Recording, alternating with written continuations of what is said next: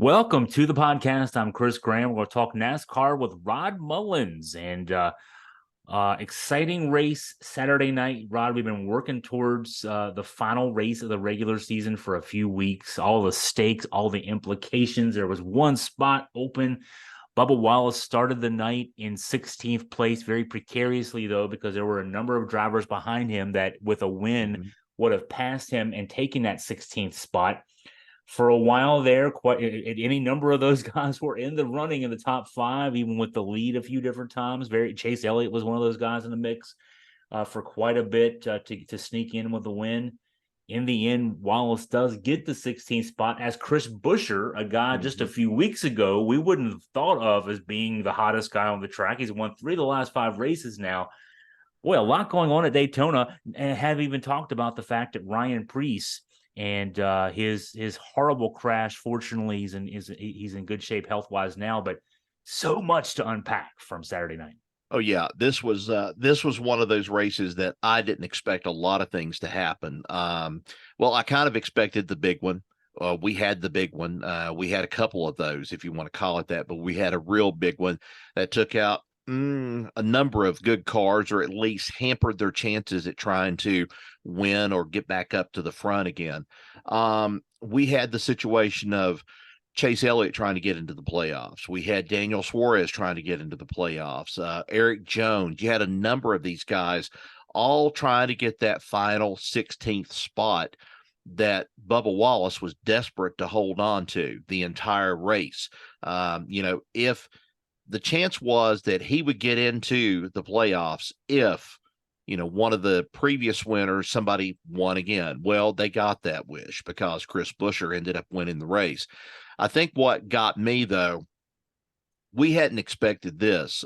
We expected at times seeing two-line driving, with the draft and so forth with the cars.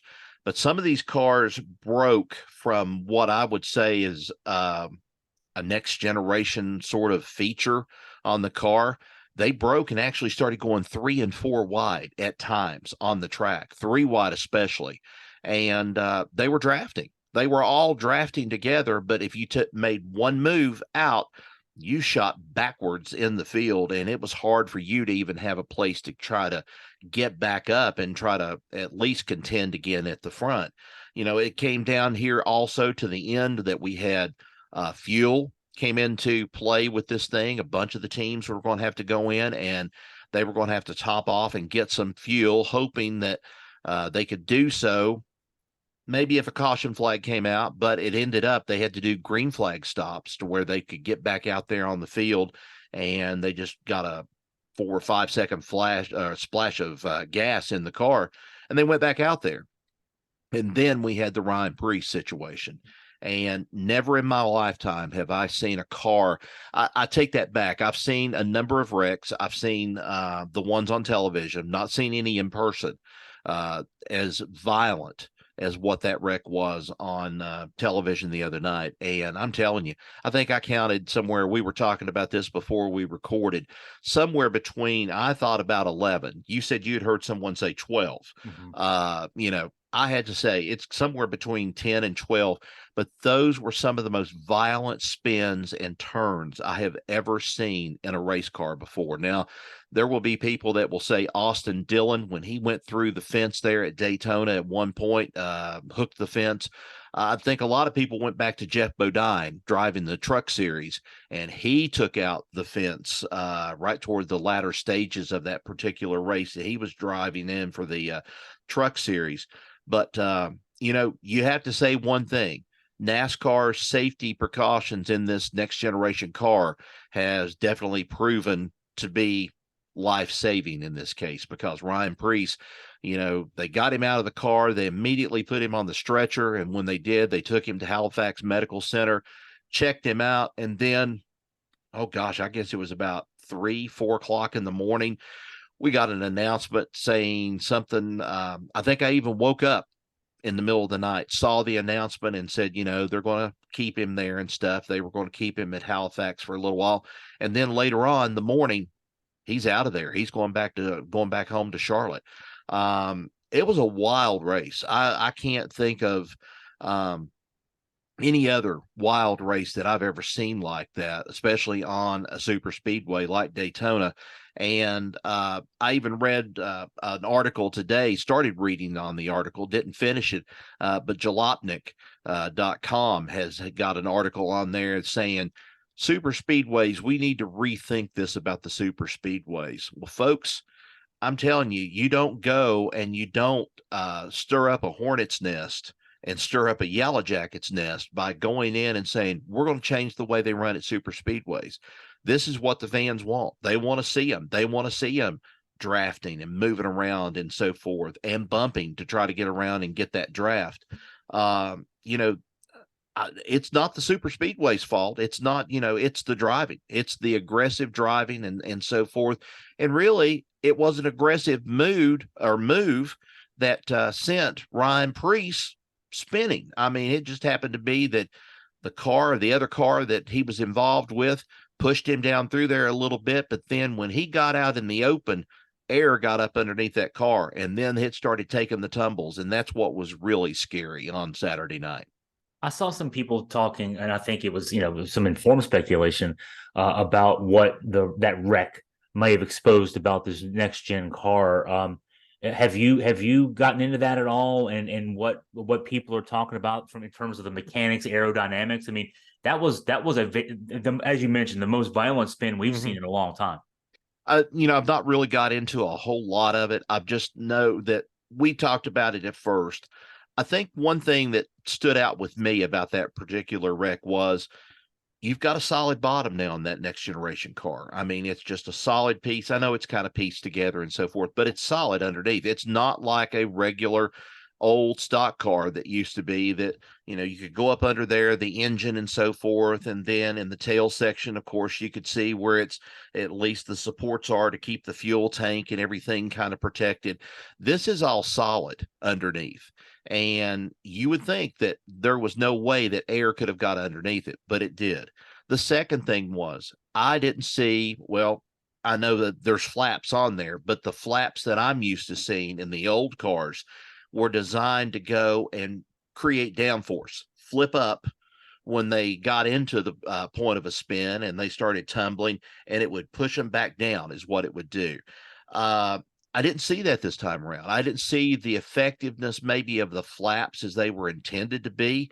And another thing that we talked about too before we started recording, you mentioned the fact of where it looked like that you could even see down into the cockpit of where Ryan Preece was sitting at. And I agree with you that that's that open door that if they can't get you out through the side window right there, they have to kind of, get you out through that roof section. Well, that was gone. That was gone completely. I think what the matter boils down to is how do you reduce the amount of energy that is being discharged in this kind of race, in this kind of wreck, this situation? Because to me, it seemed like it wasn't slowing down there at first. I think it finally slowed down. I think at one time after he caught the dirt again, and I think that was at the point where it kind of tumbled end over end at that point, because we saw the flipping this way. And then it kind of, when it turned, that's when it kind of hit. And then it flipped over this way and the energy got expelled. And then boom, he landed on the ground. That's the big thing. I think they've got to be able to prevent that much energy from being built up in a car and just expelling right there on the track, and then possibility of somebody really, really getting hurt out of this. Yeah, I imagine there's a lot of study being put into that wreck, a lot of detail being put in by the engineers as far as how to improve on the safety. As you mentioned, I mean, he the safety mechanisms worked. He's walking out of that. So, so Chris Buescher, 3 wins in the last 5 races. Yep. What is he doing right besides eating his Wheaties every morning? Yeah, well, he's eating his Wheaties and he's also getting a paycheck from RFK Racing. And he's getting some good sized paychecks out of this because he has finally developed into the driver that a lot of people didn't think he was going to be, that kind of driver. And then at the same time, we've talked about over the last couple of weeks the resurgence of RFK. Brad Keselowski was right there. They were 1 and 2 when they crossed the finish line. And Brad Keselowski was more worried about Chris Buescher crossing the finish line and securing that than he was himself. And I think that's a great testament to a car owner right there. You have some car owners that, if they're driving, they're going to try to, not meaning anybody in particular, but we'll talk about that here in a little bit. But if you're a car owner, and here you are and your teammate, you kind of respect your teammate. If your teammate is in that position and he can win, you try to help him win is what you try to do. It's not like what happened here years ago when obviously I think it was Wally Dallenbach or Ted Musgrave, one of the drivers that used to be with Roush, and they had, I believe it was Wally Dallenbach, and he had a better car. He was on a road course, and then they told him in a roundabout way, slow down and let reference to Mark Martin, take over and take the lead. That doesn't sit right with me. If you've got a car that's never before won, but you're wanting your elder statesman, so to speak, you're wanting him to win the race, but you've got a car that's faster than his, why slow the other car down and let him go to the front and win the race? Well, you can win, 1 and 2. But it kind of escapes that with me. That's always escaped me why they did that. But this time around, Keselowski is becoming one of these. I think he's becoming one of these respectable car owners. He's built a team back from the brink that was just about ready to give up, and they had nowhere else to go. Keselowski has brought a brand new style of running things in the shops there that they haven't had for a while, and I think it's starting to show that much more. And hey, 3 wins, like you said, in 5 races, man, that's an accomplishment, especially with this next generation car and what it has been so far in the last year for some of these drivers. We had so many different drivers last year. Him, Kyle Busch, they able to get 3 wins there during the course of a season. William Byron with 5. It seems like some of these multi-car teams, to a degree, have found out now what they have to have in order to win. And I think Roush Fenway Keselowski Racing has found that with Chris Buescher. So he gets the win. Maybe the biggest winner, though, was Bubba Wallace. He was 16th going into the race. The last playoff spot was his, but we talked about, anybody behind him who hadn't won a race this year could get a win and sneak their way in past him. And so he, and then he had to face that a lot. When I turned the race on late in the race after flipping channels for a while, I can't think who it was in the lead at that moment, but it was one of those guys behind him who could have actually supplanted him in that 16th spot. He had to finish 13th and then have some help in the sense of not letting one of those guys win. He finished, he finished 12th? Yeah, I think he did finish in 12th, something like 12th, that. yeah. So he did what he needed to do there. No one won ahead of him, but so he's in the spot. But then Chase Elliott was in the top 5 a lot of the race. Doesn't get the win, and Chase Elliott on the outside looking in. The 2020 champion, 7 times in a row in the playoffs, and he's on the outside looking in. That's, we've been talking about him a lot these last few weeks. Boy, he never got over the hump. It's disappointing because Hendrick Motorsports has traditionally, over the course of this playoff system, they have had usually all 4 cars in the playoffs. And now they only have 2 with William Byron and Kyle Larson. Alex Bowman didn't make it either. He was hoping to make it in, didn't make it in. He finished back in the pack a little bit more. This has been, I think, a wake-up call for Chase Elliott a little bit. He made the comment, I think, in the post-race interviews. He said, we did some things this year that probably we had no business doing, in reference to his skiing accident. I think that had a lot to do with it. But he was quick to also defend Alan Gustafson, because he says it's not exactly Alan. Not everything is Alan's fault.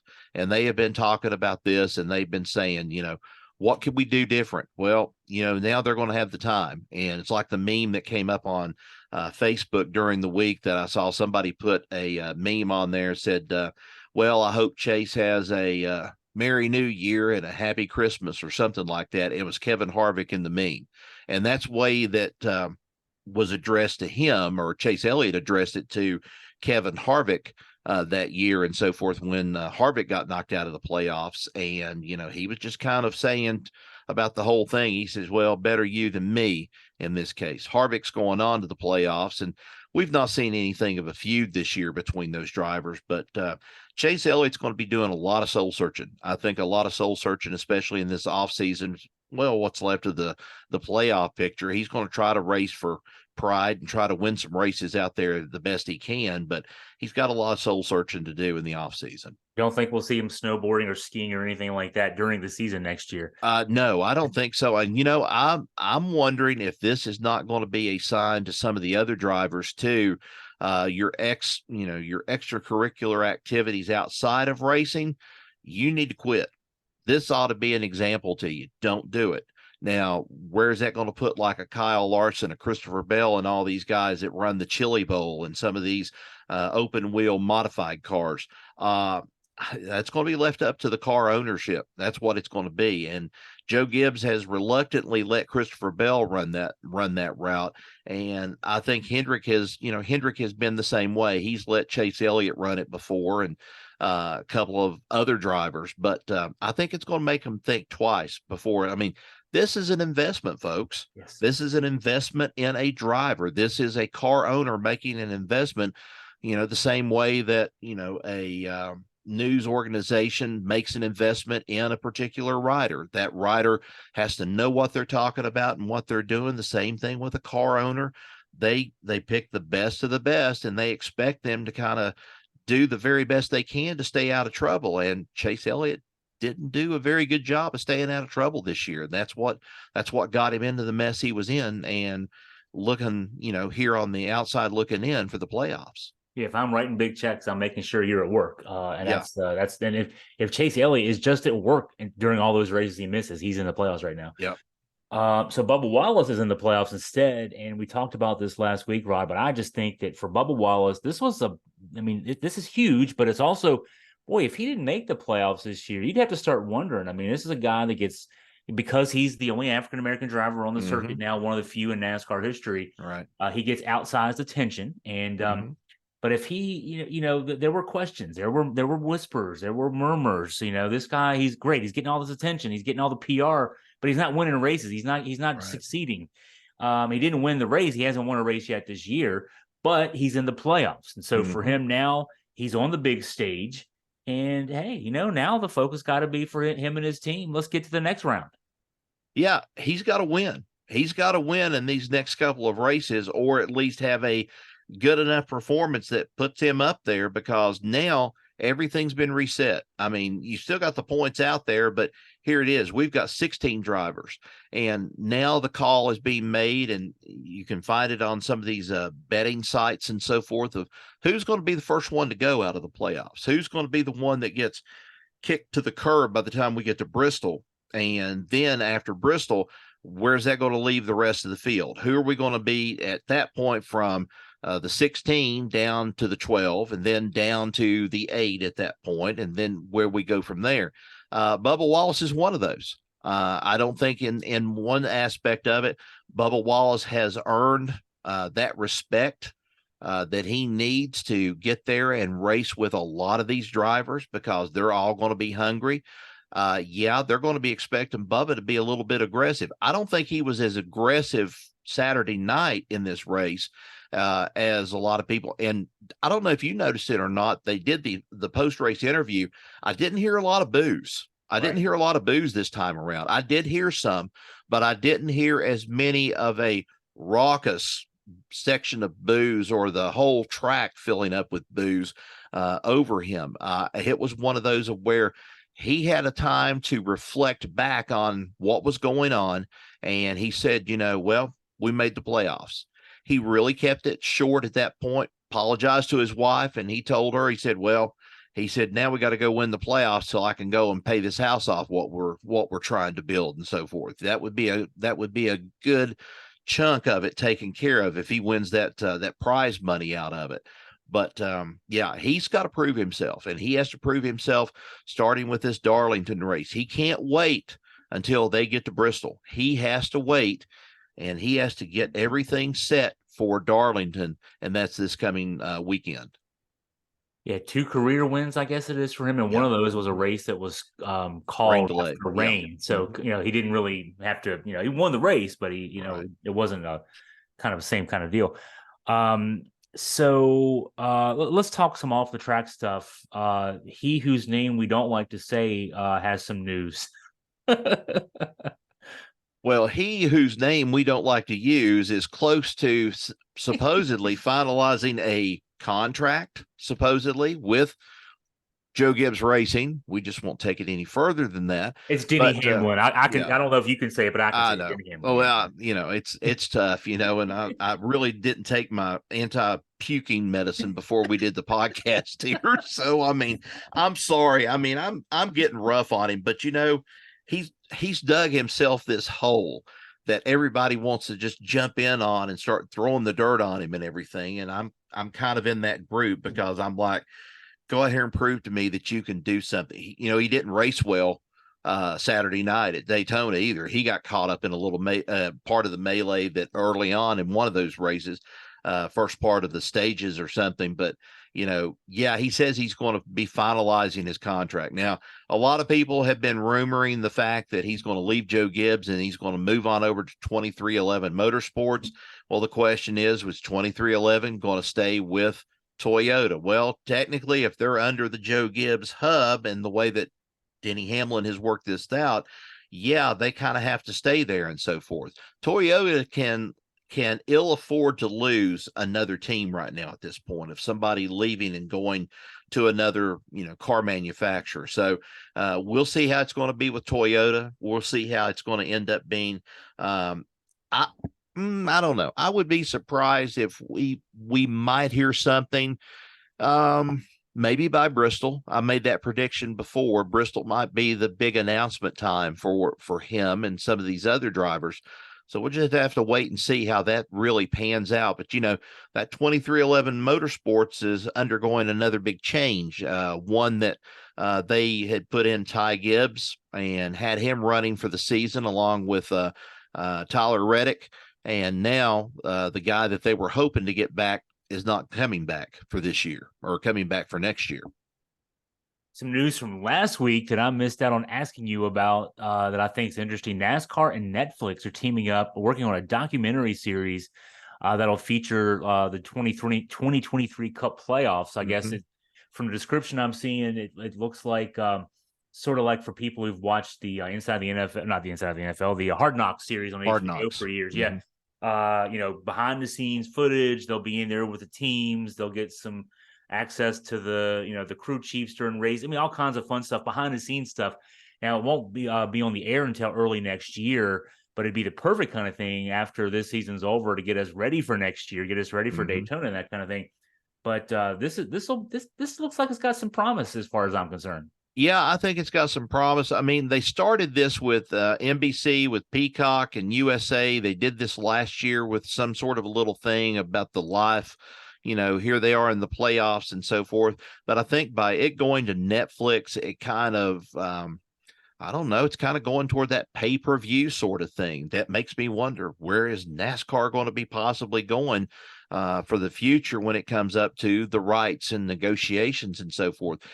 They still haven't ruled out Amazon out of this whole thing. They still haven't ruled out, some other people involved. We know right now that ESPN's not going to be involved. I don't think Disney is going to be involved in anything like it. But it makes you wonder about this. And Dale Earnhardt Jr., executive producer of the series, I think is what it's going to be for this whole look. I think it gives you an uncensored look at the way it is. I'm sure that I think I watched one episode or something like that. And, if they did have any kind of swearing, any kind of cussing that went on, and if they had to bleep some of it out, they had to because of, the tempers, and they still want it to look good, family sport. That's what they're wanting to make it look good. But, Netflix, it's going there. I think it's going to open things up, and we're going to see the real behind the scenes that, so few of us get a chance to really see. I haven't even seen behind the scenes before. I've seen them when I've been at Bristol and I've been at Charlotte and in different tracks. But there's a difference, especially when it's at the shops, when it's by the time it's transporting. And what we don't see while, we're kind of closed off from there on pit road and stuff, when they're working on cars and so forth, we don't see a lot of the frustration, and especially what goes on in the haulers either, when they let loose when they get in there. So I think it's going to be interesting to see this one on Netflix. One more bit of off the track news, kind of sad news. I mean, it's sad news. Kurt Busch, never really recovering from that concussion in the practice run last year, announcing his retirement last week. Yeah, that's what I alluded to when we were talking about Ty Gibbs and Tyler Reddick and so forth. Yeah, they were hoping to get him back, and he makes this very sad, somber announcement to the media at Daytona and tells them that, yeah, he's retiring. He's hanging it up. Now, will that be a move to the broadcast booth? Don't know at this point. There's talk that he could step into the broadcast booth, but he has to really worry about this thing now, about this concussion protocol stuff. Even though he's out of the race car, he's still going to have to be treated for this concussion, and he's going to have to go through the therapy and whatever it takes. But it's really sad that a concussion cut him down much in the same way that it did Dale Earnhardt Jr. We could have seen Dale Earnhardt Jr., I think, a little bit more, but I think the wife, Amy, was concerned about it. She made him pull back. He pulled back, but that doesn't keep him from racing a couple of Xfinity Series races, like he's going to do at Bristol coming up here in September. But yeah, it's sad because Kurt Busch he's kind of been one of those at first, before brother Kyle made it onto the market. He was the one everybody hated. He was the one that he had such a smart mouth. Oh my gosh, I'm trying to remember the one that I'm trying to remember if it was John Kernan or no, Jerry Punch. He and Jerry Punch asked him a question at one point, and I think that was the nail in the coffin that got him out of Penske at that point. He was at Penske, and he was nobody knew where he was going to go from that point. Then he went with Furniture Row Racing, racing for the guy that's out of Denver, North Carolina, that has the Furniture Row stores. They base it there, and then he went on there. I think he even qualified pretty good. I think he won a race or so with Furniture Row, and that was after Martin Truex had departed. And then, lo and behold, he moves over and he's back into a Toyota, and he's racing a Toyota now. And then all this happens to him. But there was a lot of fun while it lasted and stuff. And then there's always the thing too of what really happened in that motorhome when that woman who was supposedly the counter terrorism spy, whatever she was, and she put his head supposedly through the wall of one of those motorhomes. We'll never know the whole story out of it. Maybe he might write it in his autobiography a little bit later on, but I don't think he's going to talk about that. I think what we need to worry about right now is getting him better from this concussion stuff, and then also just recognizing him, what a great driver he was when he was out on the track. And he raced for Roush for a number of years. Then he moved over in Penske, and then finally for his last stop coming over to 2311 Motorsports, and he's actually helped them out here in the past this past year, kind of showing them things. Tyler Reddick and also Ty Gibbs. It's kind of sad to see him go this way, and who knows? We may be seeing another driver, Eric Almirola, is being rumored right now at this point that he probably will not be coming back to Stewart-Haas. So, he said that last year, but we'll have to wait and see what happens when it comes time. I just Googled. I hadn't thought about that story, Rod, in a long time. I just Googled it real quick. I was going to make some joke, and I don't think I want to make a joke about it now. He said in court that she was an assassin. Yeah, that's what it was. She was an assassin. And she in court denied it. Now, who's going to, oh, yeah, okay, he got me. I'm an assassin, sure. Yeah.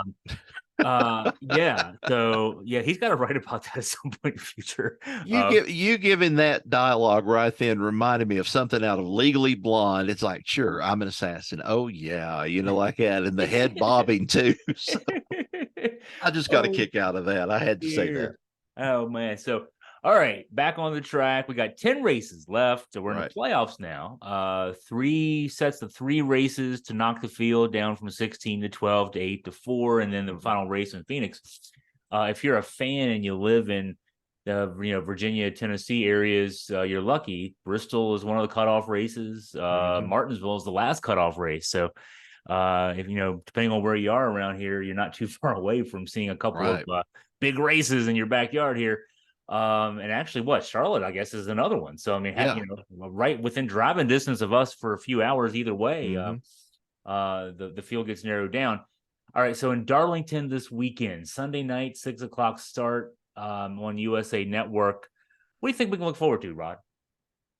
Oh, a lot of beating and banging, especially at Darlington. We may not see the wrecks that we saw at Daytona, but we will see plenty of 1- and 2-car incidents, people hitting the wall. One person that I meant to address too, we talked about Ryan Preece there, talking about the Daytona wreck. One we forgot about is another Ryan, and that's Ryan Blaney. Did you see the hit that he took when he went into the wall there early on? And he came out and he looked like he'd been on another world. He didn't know where he was at, I think, and he was being asked some questions in the infield. This is the kind of track that will do that to you about 5 or 10 times more fold if you're not careful, because Daytona is just such a tricky racetrack, and it's known for that reputation of the lady in black, and she reaches out to get you. It's either because you've slipped up somewhere or the track is just starting to give and it's not got enough stick to it where the tires can stick to that high banking and so forth. But I'm telling you, this could be a good race. Who will we see this time around in the winner's circle? I don't know. The way that the races have been going so far, I really don't know who's going to. I think, like I said, it's going to have to be a proving point for a Bubba Wallace. Bubba would like probably no more than to get a win.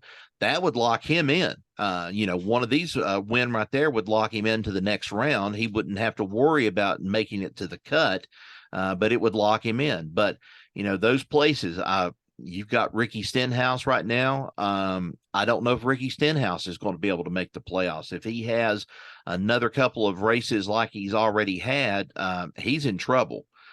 So they could be knocked out. I don't know how it's exactly going to go, but that's what we're looking for. It's going to be a rough track. It's going to be a rough race. We'll just have to wait and see what this one's going to bring. And this is at night, so it won't be as hot. They're going to have to let the tires come to them and stuff, and getting that surface hot enough to where it's going to stick them to the track, and they're going to be able to haul around moving that track. Eric Jones was a winner last year at the Darlington race as we went into the first round of the playoffs, and that was his first win with Petty, with now Legacy Motor Club. I wouldn't expect any less from him to see him maybe even contend for a win, because he likes Darlington and that's where he's won at before. So we could see that, but it's really anybody's guess who's going to be there, who's going to be in the winner's circle after all this is said and done. Busy weekend. It's the start of college football this weekend as well. You're wearing Virginia gear there, Rod. Yes, I have to. I'm heading down. I mean, you're down there in the part of the state that you have to hear from the Tennessee folks. Virginia's playing Tennessee this weekend. Oh yeah. I'm not envious of you there, because you're going to be hearing about it afterwards too, Rod. I'm going down to Nashville for the game, but Tennessee's 28.5-point favorite going into this one. Yeah. Going to be a rough few days for you after it's over. Yeah, I know, but I think I've got some of them convinced to say right now at this point, this is not going to be our year in football. Okay. But I also have to have a little bit of I don't know, got to have a little bit of hope out of this whole thing. I've been trying to teach my kids the whole purpose of hope in the first couple of weeks of English, and trying to teach them what hope is all about, especially about the dark ages and the way things went. Virginia's got to have some hope. It can't get any worse. Well, maybe not as worse, but you got to look up. Things could look up for them. And I know that they've got so many questions right now with quarterback. I read an article, I think just a little bit before we came on this evening. I read Jerry's article about, the defensive line. They're looking tough. I'm going to have to see it. especially against Joe Milton and stuff, when he rears back and he lets one go and they don't have the coverage where they're supposed to, it's going to be running to the races is what it's going to end up being. Yeah, Tennessee's going to be a hard opponent to start off with. And the Tennessee fans are already crowing down here. They're already saying that, hey, we've got to start. We're going to get 1-0 out of the gate, buddy. We're going to beat a tough Virginia team. Tough. I got to see it yet. These guys are going to have to earn it. If they do pull off an upset, which it could happen. There's some people down here that's already talking about, hey, folks, we shouldn't be looking past Virginia. Man, if Virginia beat Tennessee and didn't win a game the rest of the season, that would be their Super Bowl right there. That would be the championship for Virginia football, beating Tennessee. But we'll just have to wait and find out how it's going to go. I'm talking down the chances, and then we'll see if Virginia wins or even just play well. Just play well. That's all. That's all we want. So just be respectable. And make my trip not that entirely uncomfortable. I at least get some good chicken out of the deal, fried chicken out of the deal. So I'm heading down to cool Nashville. Deal. Yeah, okay. Yeah. I'm gonna be down, and you get to walk around, the downtown district, Broadway, and all that fun stuff. Never been there before, so I'm looking forward to it. That's me on Saturday. Then Sunday is the NASCAR race. Keep up with Augusta Free Press. We'll have all the coverage this Labor Day weekend. Rod, as always, thank you for your time. I appreciate it, Chris. Thanks.